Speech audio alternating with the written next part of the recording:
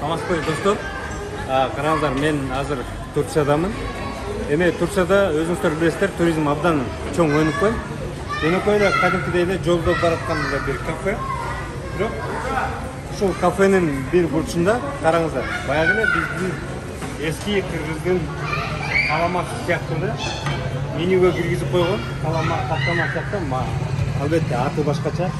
Бирок караңыздар, отуруп алып, баягы эле биздин апалар жазаган биздин эле каламага окшогон нерсени жазап, менюга киргизишип, анан муну ушул жайдын фишкасы, өзгөчөлүгү кылып, көптөгөн туристтер муну өтө кызыгы менен келип көрүп, кээ бирөө керек болсо атайын ушуну көрүшү келет экен да.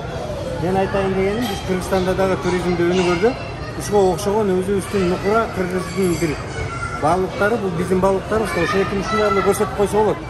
Эл чет элдиктер келип кызыгы менен көрсөт да, мынакей болуп атканда кадимки нерсени кызыктуу кылып жазап коюшкан бурушка.